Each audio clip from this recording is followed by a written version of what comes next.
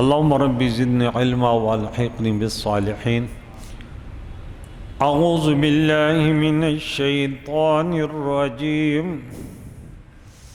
بسم الله الرحمن الرحيم. ان الله فالق الحب والنوى يخرج الحي من الميت ومخرج الميت من الحي ذلكم الله فأنى تؤفكون. صدق اللہ العظیم. سورہ انعام کا درس 94 آیت مبارکہ ہو گئی.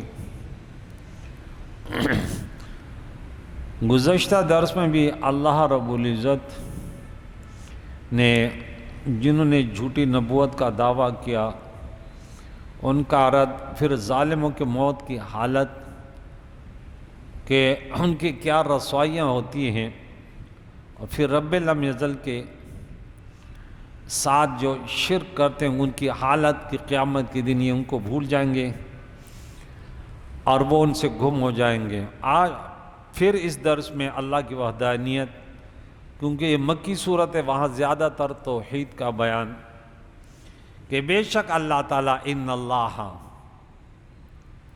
فالق الحب والنوا، حب دانے کو کہتے ہیں، نوا گھٹلی کو کہتے ہیں، کہ اللہ دانے اور گٹلی کو پھاڑنے والا ہے. اور یخرج الحی من المیت، اور زندے کو مردے سے اور نکالتا ہے. وہ مخرج المیت، اور نکالنا والا ہے مردے کو من الحی، زندے سے مردہ اور مردے سے زندہ نکالتے. اور گٹلی اور دانے کو پھاڑنے والا. اب دیکھیں زمین کے اندھیروں میں وہ دانہ پڑا رہتا ہے. اب اللہ کی قدرت دیکھیں، سخت زمین ہوتی ہے، وہ دانہ پھٹ جاتا ہے، اس سے تیغ نکلتا ہے، دونوں طرف دانہ پھٹتا ہے. ایک طرف جڑ جاتی ہے، جڑ نیچے کی طرف جا رہی ہوتی ہے.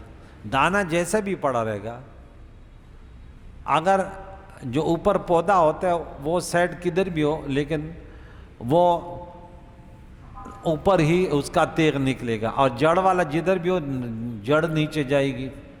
زمین جتنی بھی سخت ہو، حالانکہ وہ تیغ کیا ہوتا ہے، اگر آپ اس کو ہاتھ میں یوں کرے پانی ہو جائے گا. لیکن اللہ کی قدرت کہ وہ کس قدر وہ پھلتا پھولتا اور وہ زمین سے باہر آتا ہے اور کس قدر سبزہ ہوتا ہے. قدرت کہتے ہیں اس پر اللہ کی قدرت کو دیکھیں، گٹلی کس قدر سخت ہوتی ہے، اس سے وہ پودا نکل آتا ہے. ذالکم اللہ، یہی اللہ ہے، یہی تمہارا معبود ہے. فَأَنَّا تُؤْفَكُونَ، تو پھر تم کہاں بھٹک رہے ہو، کہاں اوندے جاتے ہو، کدھر جو ہے نا تم پلٹتے ہو. فالق الاصباح. اچھا، یہاں پہ رب کریم نے فرمایا کہ ان سے کیا کیا مراد ہے، زندے سے مردہ، مردے سے زندہ.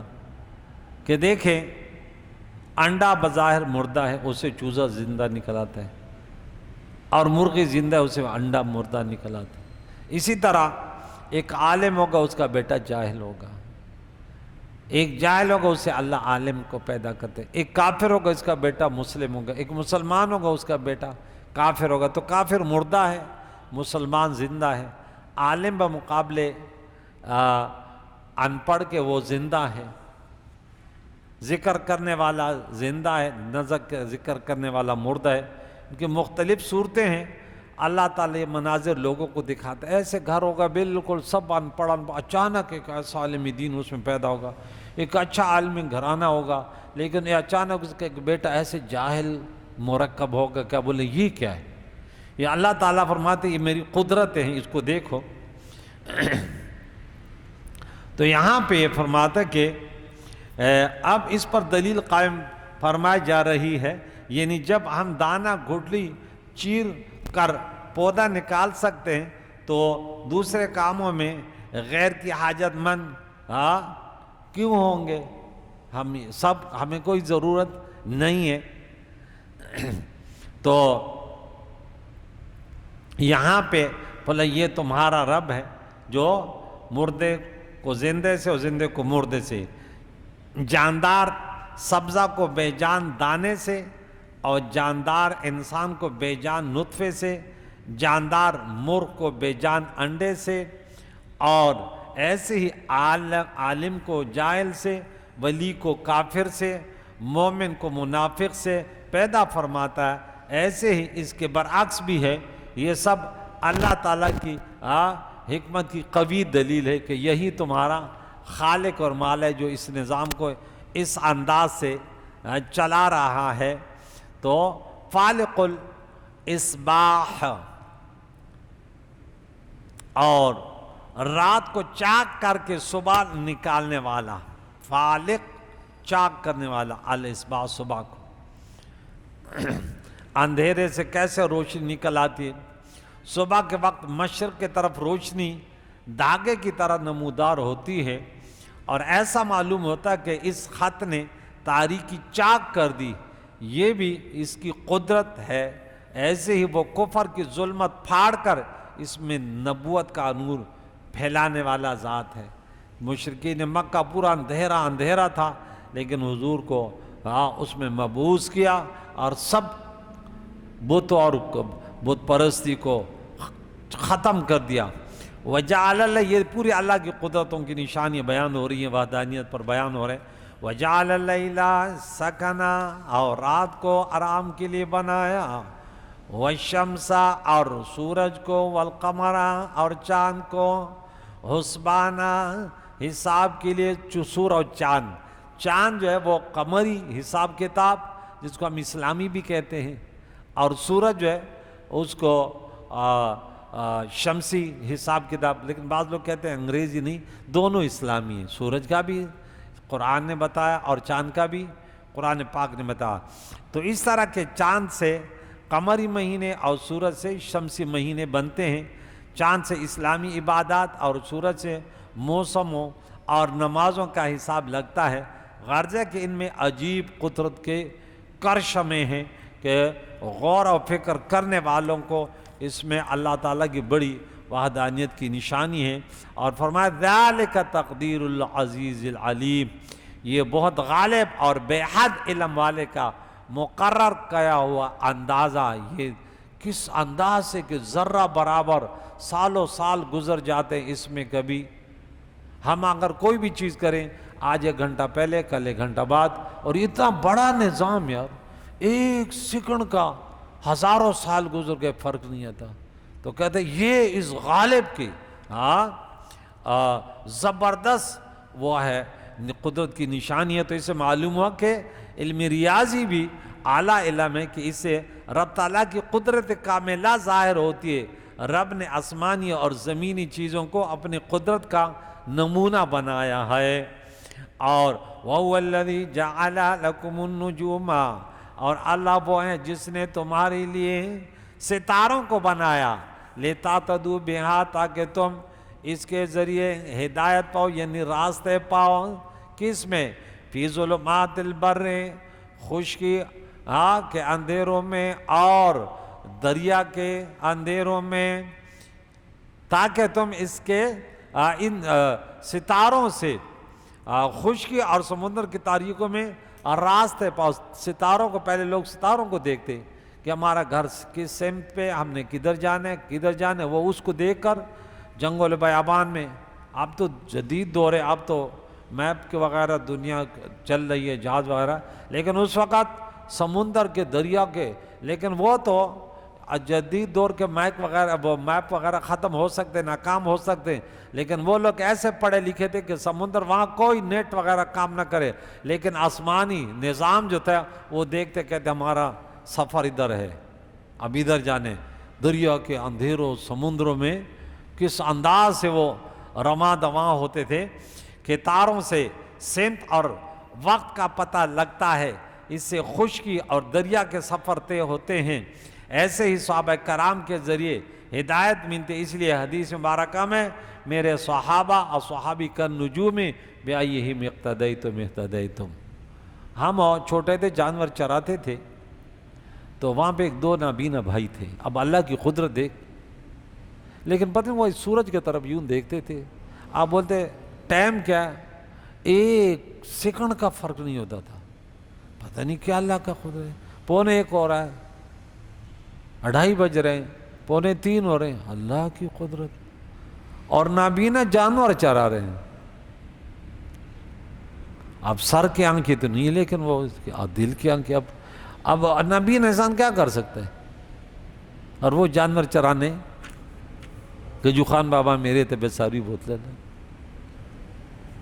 اور ایک اس میں تھا، وہ 2 بھائی تھے، وہ گونگے تھے. وہ صرف آپ ہونٹ ہلاتے، وہ کیا کہہ رہے ہیں آپ کو سمجھ آتا تھا. یوں بولتے تھے، پانی لا، یوں کہتے پھٹ سے. اچھا ہونٹوں سے پتہ نہیں اب کس نے سکھایا. اب اللہ کی قدرت دیکھیں. تو ہر دور میں اب دیکھیں، وہ آج کل تو ہم سمجھتے ہم نے بڑی ترقی کر لی نا یہ چیزیں، لیکن وہ لوگ جنگل و بیابان میں اور سمندروں میں یہ حساب کتاب لگا لیتے تھے. قد فصلنا الآیات لقوم یعلمون، بے شک ہم نے مفصل بیان کر دی نشانیاں کس قوم کے لیے جو جانتے ہیں. یعنی تمام چیزیں علم والوں کی رہبری کرتی ہیں. یہاں علم سے مراد وہ علم ہے جو معرفت الہی کا ذریعہ ہو. اسے جو خالی ہو وہ علم نہیں بلکہ نادانی اور جہالت ہے. اللہ وہ ذات ہے. مزید اللہ کی قدرت کی نشانیاں بیان ہو رہی ہیں. وَهُوَ الَّذِي أَنشَأَكُم مِّن نَّفْسٍ وَاحِدَةٍ، اللہ نے تمہیں ایک نفس سے، ایک جان سے پیدا کیا.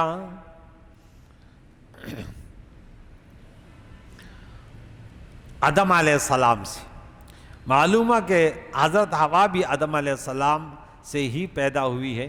اس لیے انسانوں کے اصل اصول صرف آدم علیہ السلام ہیں. یہ بھی معلوم ہے کہ مرد عورت سے افضل ہے جنس کے اعتبار سے. ہر فرد نہیں. فرد تو امہات المومنین عائشہ صدیقہ رضی اللہ تعالیٰ اس دور کے ہزاروں مردوں سے بہتر ہے، لیکن جنس کے اعتبار سے مرد جو ہے وہ افضل ہے. امامت مرد کرے گا، فیصلے مرد کریں گے، قاضی مرد ہوں گے، خطبے مرد دیں گے، جہاد کے فیصلے مرد کریں گے. یہ تمام چیزیں جو ہیں مرد کے سپرد ہیں. الرجال قوامون علی النساء، حاکم مرد ہوں گے، فیصلے بڑے بڑے مرد کریں گے. عورت کو محدود وہ ترکا. باقی دونوں کے لیے اعمال صالح کوئی بھی کرے اللہ کی رضا. ہر ایک کی اپنی اپنی ذمہ داریاں ہوتی ہیں. عورت کی ذمہ داریاں کم ہیں تو اس کو کمزور بنایا. مرد کی ذمہ داری زیادہ ہے تو عقل سے بھی نوازا اور زیادہ طاقتیں بھی دیے.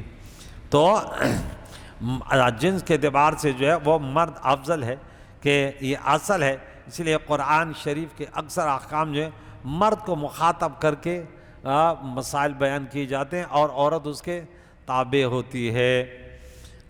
فَمُسْتَقَرٌ وَمُسْتَوْدَعٌ، پھر ان دونوں کے لیے ایک ٹھہرنے کی جگہ اور ایک اس کی سپرد ہونے کی جگہ. دنیا میں کتنا ٹھہرے گا؟ مستقر. مستودع قبر میں کہاں اس کی جگہ ہوگی، کہاں پہ یہ سپرد کیا جائے گا. مستقر سے مراد زندگی میں زمین پر رہنا ہے، اور مستودع سے مراد بعد موت زمین کے اندر رہنا.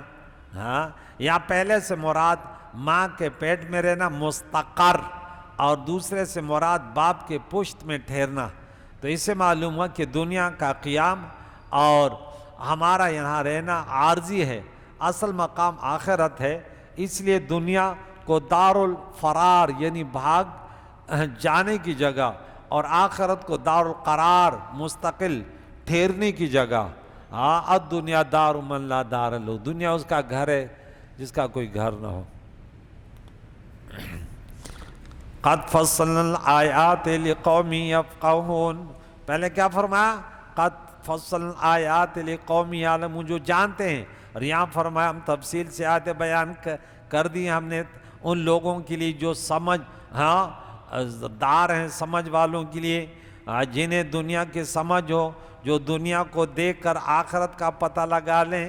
ایسی سمجھ اللہ کی بڑی नेमत है मगर हर एक को नहीं मिलती। वहुवल्लज़ी अंशा मिनस समाइ माआ, मज़ीद अल्लाह की कुदरत की निशानी किस कदर कि अल्लाह वो ज़ात है जो आसमान से पानी बरसाता है, बारिश यानी आसमान के तरफ से या आसमान के सबब से कि सूरज की गर्मी से समुद्र का पानी भाप बनकर उड़ा, फिर जमहरीर की ठंडक से बादल बना, फिर बारिश बनकर टपका।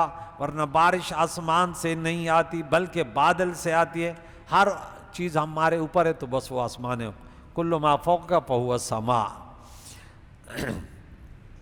तो बादल से न आती है न कि आसमान से। या मतलब ये है कि पानी और तमाम चीज़ों का ख़जाना आसमान है, समुंदर और कुएँ वगैरह में वहाँ से पानी आ रहा है। रब फरमाते वो फिस समाए रिज़्क़ुकुम व मा तुअदून, तुम्हारा रिज़्क़ और जो तुमसे वादा किया जाता है आसमान में। ज़ारियात आयत नंबर 22 हो। आगे फरमाया फ़अख़रजना बिही नबात कुल्लि शैइन, इसे हर हम तमाम जितने नबातात हैं वो पानी ही के ज़रिए, बारिश के ज़रिए। वल्लज़ी ख़लक़हु वल्लज़ी जअल लकुम फ़िराशा वस्समा बिना व अंज़ल मिनस समाइ माअ फ़अख़रज बिही मिनस समराति रिज़्क़न लकुम। नबात कुल्लि शैइन, और उगने वाली चीज़ अल्लाह ताला ने पैदा की। सूफिया कराम फरमाते हैं कि जिस तरह दाना बग़ैर पानी की मदद के उग नहीं सकता, अल्लाह ताला ने सबब बनाया ना, उगाने वाला तो अल्लाह की ज़ात है। ऐसे ही हमारे अमाल बग़ैर किसी की नज़र इनायत के बारगाह इलाही में कबूल नहीं हो सकते। शैतान के पास अमाल का तुख़्म, बीज काफ़ी था मगर इससे नबूवत का पानी न मिला, लिहाजा कबूलियत का फल न लगा। तो जो उलमाए कराम जिनको हम पीराने इज़्ज़ाम कहते हैं, वो कामिल पीर जिसको मिल जाए तो क्या ही बात है, वो फिर रास्ता दिखाता है, आमाल बताते हैं कि ये करना ये नहीं करना। आज पता नहीं ये एक तो जाहिल पीरों ने मुसीबत कर दी, दूसरी तरफ ऐसे लोग आए कि वो इस तरह से पीरों को नहीं मानते, पूरा फसाद अवाम के लिए रास्ता भी। सोशल मीडिया पर तो रात दिन पीरों के ख़िलाफ़ जहाँ भी कोई जाहिल मिलता है, किसी ने कपड़े उतारे हुए तो किसी ने 3-4 गज बड़े बड़े बाल छोड़े हुए हैं, तो कोई क्या है पता नहीं क्या है। और ये पूरी साजिश है कि जो असल पीर थे ताकि उनके भी नाम बदनाम हो, जब उसका नाम लिया जाए तो लोगों के जहन में ये हीरोनी और चर्सी और मवाली जो कवालियाँ वगैरह इधर उधर खुराफात करने वाले वो इंसानों के जहन में आ जाए। फ़अख़रजना मिन्हु हदिरा, तो हमने इससे निकाला सब्ज़ी। नुख़रिज, हम निकालते मिन्हु इसे हब्बन मुतराकिबा, दाने एक दूसरे को देखे, खोशे गंदम का खोशा देख, मकई का खोशा देख, एक दूसरे के ऊपर लगातार वो दाने कैसे एक दूसरे के ऊपर चढ़े हुए होते हैं, जैसे गंदम जौ वगैरह के बालियों में देखा जाता है, कितने प्यारे लगते हैं। मुतराकिबा व मिनन नखली, और खजूर से, मिन तलग़ा, उनके घाबों से क्या है निकलते, क़िनवानुन। अब यहाँ देखे खजूर के पहले एक वो छुपका सा ऐसे वो निकलता है, फिर वो खुलता है, फिर उसमें बूर, फिर आहिस्ता आहिस्ता वो उसके तरफ जाता है। तो यहाँ रब फरमाता है, और खजूर के शगुफ़े वो जो होते हैं बिल्कुल बंद होते हैं, और खजूरों को शगुफ़ों से फलों के किनवानुन दानियतुन, फलों के गुच्छे पैदा किए जो झुके हुए होते, दानियुन वो झुके होते हैं। व जन्नातिन बागात मिन अनाबिन, अंगूरों में से, और व जैतून, और जैतून और रुम्मान अनार में से, मुश्तबिहन वग़ैर मुतशाबिह, कुछ जो होते हैं एक दूसरे से मिलते जुलते हैं और कुछ मुख्तलिफ भी होते हैं। ये अल्लाह की कुदरत की निशानी है, जिससे रब ताला ने कालिब की परवरिश के लिए ग़िज़ाएँ और फल पैदा फरमाएँ, ग़िज़ा ज़िंदगी के लिए और फल लज़्ज़त के लिए। ऐसे ही क़ल्ब की परवरिश के लिए शरीयत और तरीक़त बनाई। शरीयत रूहानी ज़िंदगी की ग़िज़ाएँ, तरीक़त इस ज़िंदगी के लजीज़ फल हैं। ऐसे ही फ़राइज़, ग़िज़ा और नवाफ़िल। आजकल सूफिया के पीछे भी लोग पड़े होते हैं, उनका काम ही है कि फ़साद करें। अल्लाह उनके फ़साद से बचाए, कह दो आमीन। तो कुछ एक दूसरे से मिलते जुलते, कुछ नहीं, कि बाज़ दरख्त बाज़ के साथ शाखों पत्तों में मुशाबे होते हैं, मगर پھول پھل میں علیحدہ، یہ تمام چیزیں قدرت الہی کا اعلیٰ نمونہ ہیں۔ ایسے ہی تمام انسان شکل و صورت میں مشابہ ہیں مگر پھل میں مختلف، کوئی کافر ہے، کوئی مومن، کوئی فاسق ہے، کوئی متقی، کوئی ولی ہے، کوئی نبی۔ ظاہری صورت کے یکسانیت دیکھ کر اولیاء اور انبیاء کو اپنا مثل نہ سمجھو۔ نیم اور بقائن کا درخت یکساں معلوم ہوتا ہے مگر پھلوں میں زمین آسمان کا فرق۔ سونا اور پیتل دونوں پیلے ہیں مگر حقیقت میں بڑا فرق۔ درخت ایک جیسے لیکن پھلوں میں الگ۔ اوتو بھی متشابہہ، پھر جنت کے پھل ملیں گے تو کہہ رہے ھذا الذی رزقنا من قبل، یہ تو ہمیں دیے گئے، بولے نہیں، ارے اس کے ذائقے الگ الگ ہے۔ تو انسان بظاہر تو نظر آتے ہیں لیکن ان کی حقیقتیں، لیکن آپ کوئی پوچھے انسان کیسے تو اس کا یہ نہیں بولا کہ 2 ہاتھ ہے 2 پاؤں ہیں، بولے یہ عالم دین ہے، یہ پیر ہے، یہ ڈاکٹر ہے، یہ ہے، ان کے اوصاف بیان کیے جاتے ہیں۔ تو یہ آج کل جو لوگ کہتے ہیں آپ نبی کے بارے میں بتایا تو وہ تعریف کیسے کرتے ہیں، کہتے ہیں ہمارے جیسے 2 ہاتھ 2 پاؤں۔ یہ کسی انسان نے آج تک انسان کی تعریف ہی نہیں کی۔ ہمارے حضور وہ ہیں کہ جو اس سے زبان سے نکلا وہی ہو گیا۔ اگر شجر کو اشارہ کر دیا تو سجدہ کرتے ہوئے، پتھر کو ہاتھ اٹھا کے کلمہ پڑھوایا تو کلمہ پڑھا، جانور آئے تو فریاد کرنے لگے، ہرنی آئے تو فریاد کرنے لگی۔ تو وہ نبی کی ذات ہے، تعریف اس طرح ہوتی ہے۔ آپ پتہ نہیں کیا کیا، اللہ کے بندے میں سب سے کامل بندے وہ انبیاء ہوتے ہیں۔